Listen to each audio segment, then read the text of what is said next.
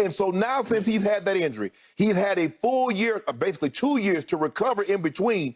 Skip, he's playing out of his mind. So when you look at it, you look at Joker and you look at Murray versus the Heat and their two best players is not comparable. Now, if you're going to tell me Gabe Vincent, Caleb Martin, guys that have played Kyle Lowry, if they're going to still play that way. By the way, Duncan Robinson for the whole playoff run is shooting 45% from three. Yes. That's Steph-like, Yes. right? Yeah, but we know he's a good. He He's can hot. do that. Yeah, he's streaky now. He get hot and cold. Because remember, Skip, for the Lion part of the season, he didn't play much. Okay. He had played completely out of the rotation. So basically, if you're saying their two best players, let's just say it's Bam and Jimmy, and you got Yoke and you got Murray. So now you're asking Michael Porter Jr., Aaron Gordon, KCP, Bruce Brown. Those are your top four guys, and Jeff Green. To somehow not be outplayed by Caleb Martin, Gabe Vincent, Duncan Robinson. Okay. So there's one other big X factor looming here, and he could be the hero of this series because his last name is Hero, as in Tyler. We're going to talk about this in a few minutes, but they played obviously twice, Eastern versus Western Conference in the regular season. Denver won both those games, but in the first game, which was at Denver, would you believe that Tyler Hero in the second half of that game, a very close game that went to the wire, scored 24 in the second half? Tyler Hero averaged 20 points a game for this Heat team, and it's stunning to me what they've done through 3 rounds of the playoffs with him breaking his hand in game 1 of the Milwaukee series. Broke his right hand, his shooting hand. He is, they say, reportedly, our man Chris Haynes reported this on TNT, on course to come back potentially for game 1, but definitely for the first game back in Miami, game 3, which is what they're targeting.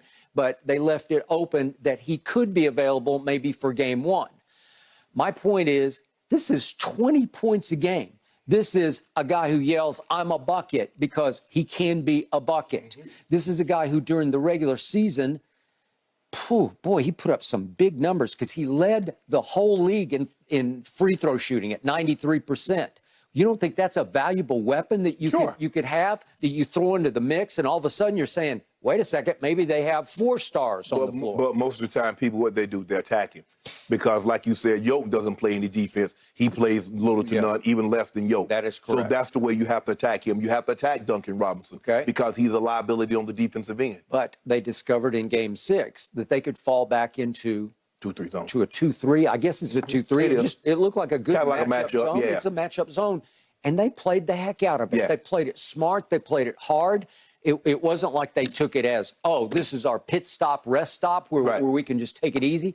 That they played hard, and it started looking much better than their man defense looked. Well, I think the thing is, Skip, is that what the Celtics failed to do is they failed to put somebody in there that was unafraid to take a shot from 15 and can also make plays. Robert Williams pose you no threat at the free throw line. Al Horford is not looking to shoot that shot. He's more of a rebound the ball, put it back, and a three-point shot. Now you put Yoke in that spot, or you put Aaron Gordon in that spot, or let's just say for the sake of argument, you put Michael Porter Jr.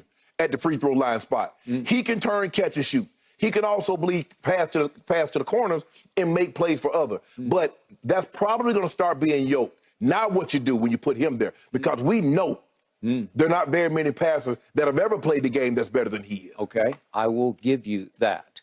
But if we're talking strategy, help me out here. Okay. Would you take Pat Riley / Eric Spoelstra or a Michael Malone? Who would you take? I mean, obviously the coaching leans towards the Miami Heat, but I'm taking Yoke. As coach on the floor? Yeah, I'm taking Yoke. Okay. Because what's your answer for him? Well, I got lots of answers when he goes and tries to play defense because, as Rui Hachimura said in his stand-up interview with ESPN at halftime in Game 2 in Denver, they don't have a rim protector. Well, they just don't. Well, you want to talk about basket attackers. I got like 8 of them. They all love to attack. Even Bam loves to attack. They are going to be attacking the rim like crazy on the lack of rim protector. Well, you know, Bam's going to miss about half of those shots that he attacked the rim on. You could be the other guys, now, they will attack the rim. But I think the thing is that I think KCP is a better defender than some of those guys that in Boston. I think Bruce Brown is a better defender. I think Aaron Gordon is a better defender. Yeah, now, Michael, I don't think listen, Derek White made second team all defense, so you cannot underestimate. But here's the thing, though, Skip. you talk about a guy that's 6'3", trying to play defense on a guy that's 6'7". Aaron Gordon is a big body at 6'8", playing defense. KCP is a 6'4.5", 6'5" guy playing defense on somebody. Bruce Brown, don't you like Bruce Brown? You say you love Bruce Brown's defense. I do. And he's a guy that can make, Skip, and he's a guy that can make timely shots. Because at the end of the day, it's going to come, at some point in time, a game does come down to you making shots. And if you look at the Lakers series, every big shot that they needed to make inside of 2 minutes, they made it. Whether it was Aaron Gordon, whether it was Bruce Brown, or Joe with no time on the clock, and he throwing one of them Larry Bird shots up and he's swishing. Okay. Help me out. How many of these Nuggets have been on this stage in their lifetimes? None. KCP. KCP has. He won a ring. I give you that. There's a guy named Kyle Lowry for the other team who's been there and done that. And he might be on his last legs at age 37, but it seems like every time he gets in the game in key moments, he makes some shot or makes some pass or some play where you say, wow, that was big time. Yeah, well, he get in the game, he's looking to draw a charge. Somebody go run over him, he go. Okay, I say he will cancel out Bruce Brown, and I have nothing but respect for Bruce Brown, but I say that cancels out. Right. So a lot of people think the Nuggets are one of the great offensive teams in the history of the game because they put up those kinds of numbers. So I look at their 15-game playoff numbers. So they've won or played 15 games. And they're pretty extraordinary because from the floor, they shot 49%. That's pretty great. For a team, Yeah, for a team. I'm talking about for a team. Let's see. The Heat in the 18 playoff game shot 47%. Then I look at the Nuggets from three. They're 39% for their 15 games. As a team, that's tremendous. Heat 39% through 18 games. That's a cancel. Then free throw line. 82% for the Nuggets. That's very good for a team. That'll win a lot of playoff games, except the Heat are 80%, so they're right on their tail. Then rebounds, no rings, said famously Pat Riley. And you say, well, the Nuggets, especially with Joker, he just plays volleyball on the offensive glass. He like tips it. He plays volleyball with it. It's like solitaire volleyball. Tip to myself, tip to myself, tip to myself, tip to myself, tip it in, right? Yep. Okay, I got that, except if I look at the total rebounds for these playoffs, for this playoff run, 15 games of Nuggets, they've averaged 44 rebounds a game. The Heat have averaged 41. So there are no slouches on the board. I'll give you that the Nuggets are a little better rebounding team, but not decisively better. Right. They won't have a dominating edge on the glass.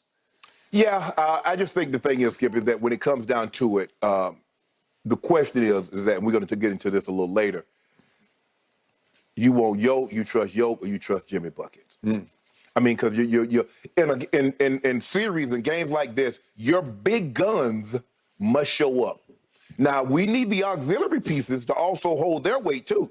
You need a KCP to do what he did. You need an Aaron Gordon skipping a game 4 to do what he did against the Lakers. Because for the first 3 games, he's pretty much had been a no-show. Yeah. He was the reason that they ended up going, that it was a sweep and not going to maybe a gentleman's sweep because of the way he played, the big shots that he made, the rebound, and even the defense. Okay. So for me, I'm looking at it. I'm going to trust Michael Porter Jr., KCP, Bruce Brown, and Aaron Gordon over Caleb Martin, Vincent, Kyle Lowry, and Duncan Robinson. So it's 4-on-4.